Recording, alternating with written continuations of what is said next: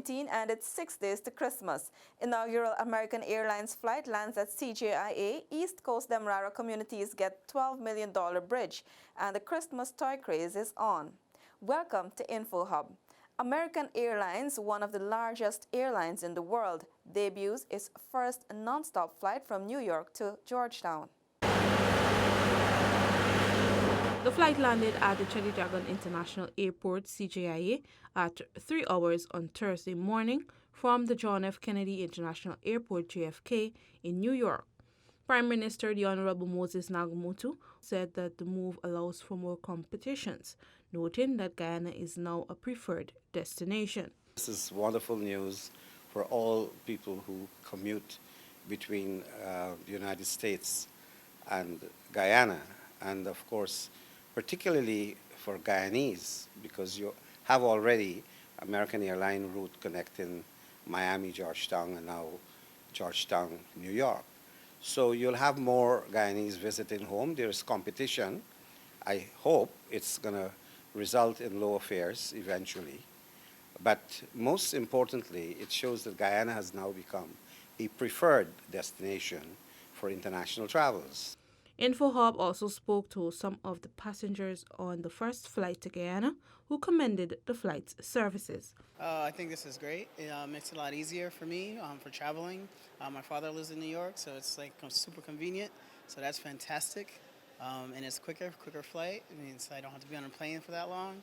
So that's excellent. So I think it's really great, and I think it's awesome doing it. And it's awesome that I was on the first flight. I didn't realize that, so that was fantastic. It was really good. They did a really good job, and it's great. It's very good. We had a little delay, but it's very good, and thankful that we reached safe and everything was okay. The airline will now operate direct flights between JFK and CJIA daily. American Airlines has been plying the Miami to Georgetown route for just over a year, with their services deemed exceptional. Seneca Thorne, InfoHub. A brand new $12 million bridge has brought relief to the east coast of Demerara communities of Plaisance and Sparendam. Attorney General and Minister of Legal Affairs, the Honorable Basil Williams, joined Director General of the Ministry of the Presidency, Joseph Harmon, to commission the bridge. The absence of the much-needed facility, which now safely connects the two villages, was a cause of distress to residents for several years. The Director General said the issue of the bridge was brought to his attention during an outreach to the community. We are sure, and that you are sure, that Guyana is on the right track under the leadership of Brigadier David Granger and the AP and the AFC administration. And I know that come March the 2nd, that you will give us that opportunity to continue this development which we have started, and to ensure that not only this bridge is fixed in Plaisance, but all of your streets, all of the water and everything, those matters which affect you on a daily basis. A.G. Williams noted that the commissioning of the bridge represents a promise kept. What you've seen here this afternoon is delivery. The AP and UAFC, we deliver. And that's what happened today. But this is not an isolated event. You know the policy. We have a policy to deliver throughout the length and breadth of Guyana. He said the restoration of infrastructure is one of the countless issues left by the previous administration that the coalition continues to remedy. Delivering remarks at the simple ceremony too were Regional Chair Genevieve Allen and community activist Conway Douglas. Reporting for InfoHub, Alexis Rodney. Attorney General and Minister of Legal Affairs, the Honorable Basil Williams, says Guyana's oil and gas sector will be under the microscope in the 4th round of mutual evaluation by the Financial Action Task Force, for which the country must be adequately prepared. The Attorney General was speaking at the opening of the Money Laundering and Terrorism Financing National Risk Assessment Seminar at the Pegasus Hotel. Guyana comes up for the important evaluation in 2023, 3 years after the commencement of oil production. The assessment, A.G. Williams noted, is critical at this time, as it will also point out high-risk areas that need to be addressed. With our oil regime looming, that is very important that we ensure we're not blacklisted, because the CFATF and the FATF requirements to protect the international financial economy is brutal. And they respect nobody. It's no respect of persons. Guyana's third round of mutual evaluation saw the implementation of legal framework. The Attorney General said the fourth round will test the effectiveness of it. This time around, the AG said Guyana will have to pay attention to its investigation, prosecution, and conviction rates. Would you believe from 2015 to now, we haven't had any? Not one? And we've seen the evaluation of all the countries, and they all fail. If some of them have hundreds, and they still are not effective, depending on the nature of the economy and so on. But we haven't had any. It's remarkable. What is required, the Attorney General said, is a political will, which he said has been seen in His Excellency David Granger's commitment to the Financial Action Task Force. Reporting for InfoHub, Alexis Rodney. The Guyana Elections Commission is informing the public that it will be conducting a field exercise to confirm all first-time registrants from the 2019 house-to-house registration exercise.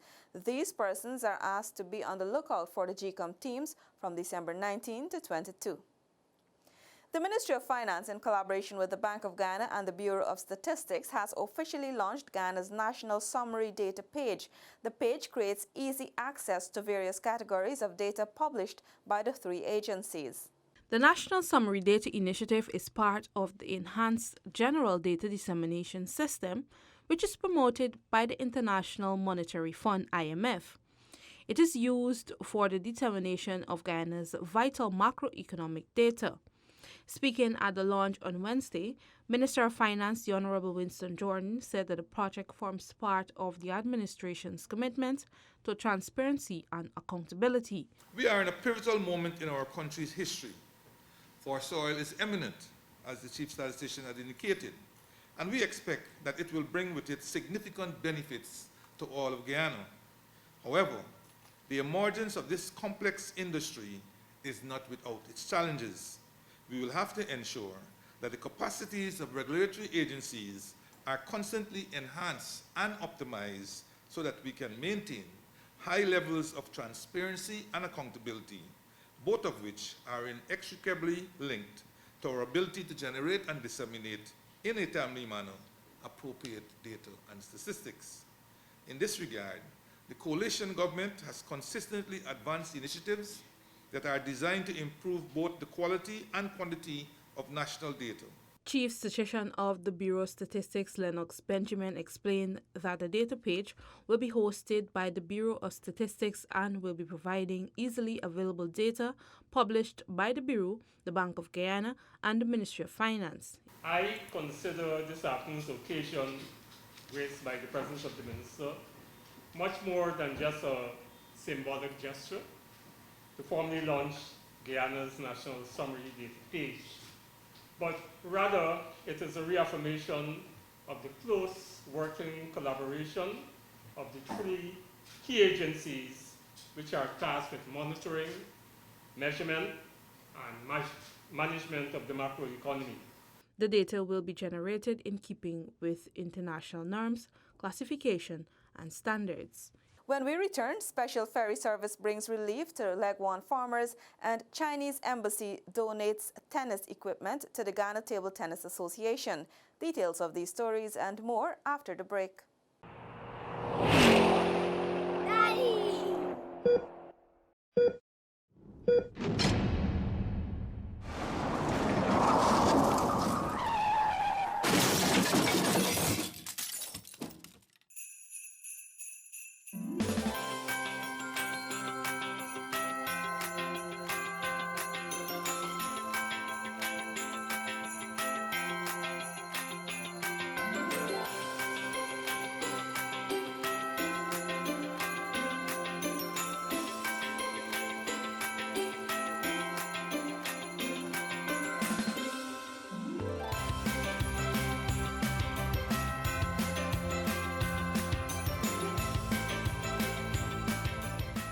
Thanks for staying with us. Earlier today, a ferry began early runs from Legwan Region 3 following requests from farmers and business owners on the island.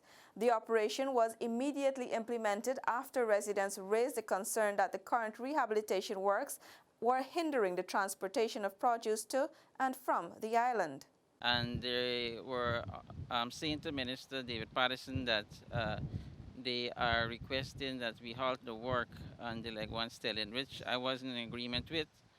And so I had to come up myself to hear from the stakeholders, the farmers, rice farmers, the miller and the shop operators, and some residents of Leg One, how they feel about this suggestion being made by the miller and rice farmers. That was Minister within the Ministry of Public Infrastructure, the Honorable Jaipal Sharma.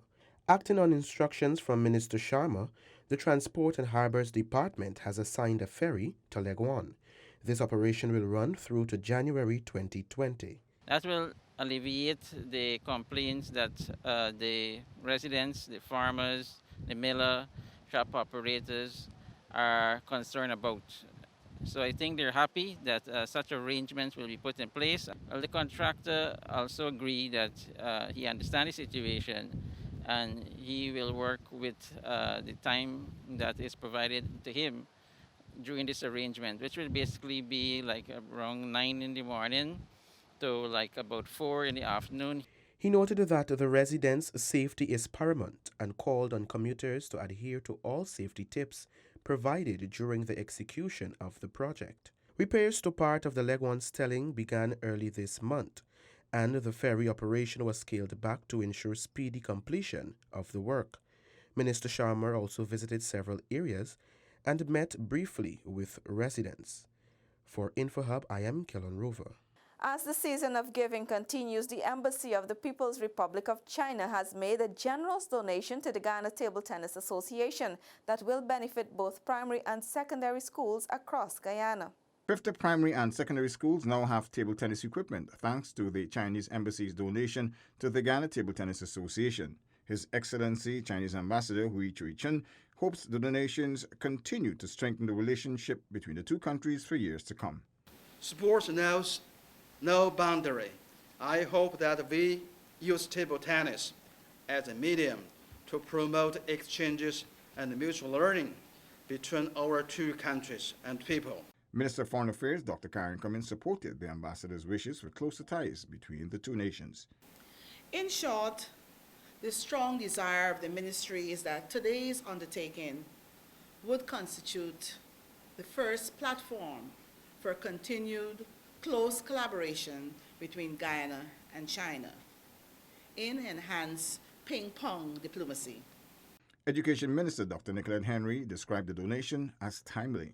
The ministry expresses its appreciation to the People's Republic of China for this initiative and for all other initiatives that we would have engaged in.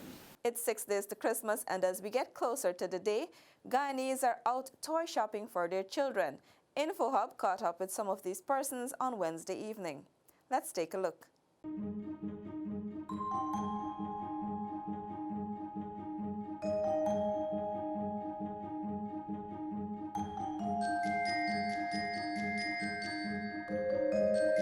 According to Brian, Hot Wheels and Legos are the go-to toys for your future drivers and builders. So as you can see behind me, we have the famous, the most demanding Hot Wheels. We know that is a very hot seller for us throughout the year, and even as it comes closer to Christmas, parents are rushing in, grabbing Hot Wheels for their children. That goes really, really fast. That is like #1 item on all Christmas lists, right? Because parents come in, they ask, do you guys have Legos? Like, yes, we do. They come in, they always shop for Legos. They never come and just find it, they always shop. For the girls, it's all about unwrapping the surprise of the LOL doll.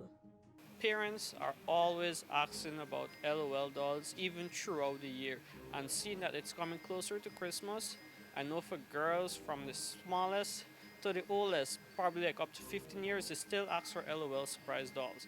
As we moved around, we met a parent who reaffirmed that the Hot Wheels and the LOL dolls are the it items for the season. We're speaking to Rue. Rue's going to tell us what she would get her kids for Christmas. She has a boy and a girl. So Rue, is it difficult around Christmas time to get presents? For me, no, it's not, because I know them and I get to know what they would like around this time. Because all year they're going to be all educational and so on, so something fun now. So for my son, he would definitely love this because it's a remote control car, right? And the color, it doesn't matter, it's just that he's going to have fun with it, right? And for my daughter, she would definitely go in for the most trending toy right now, the LOL doll. A few steps up Regent Street, we meet little Omari Curtis, who had a different Christmas wish list. So we're up in footsteps and we're speaking to little Omari. Omari, thank you for speaking with us. Tell us your full name. My full name, Yes. my full name's Omari Josiah Curtis. All right, Omari, tell us about the toys that you want for Christmas. A controller airplane. Control airplane. Tell me a little bit about that. What is it like? You have to get a controller, is get buttons, and you use the buttons for control it.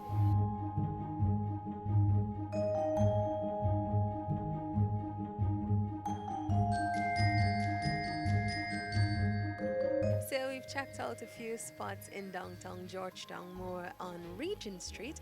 There are lots to choose from when it comes to shopping for toys for your kids, from the fun stuff to the educational stuff. So come on down and have fun this Christmas season. I am Felicia Valenzuela with senior videographer Paul Bridgemahan for InfoHub. That's all for today. Connect with us on WhatsApp, Facebook, and YouTube. Much more news is on our website, dpi.gov.gy, and pop over to Instagram for the latest photo updates at DPI Guyana.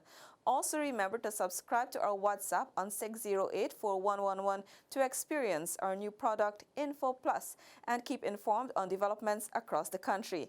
Your bridge and weather reports are up next. Goodbye.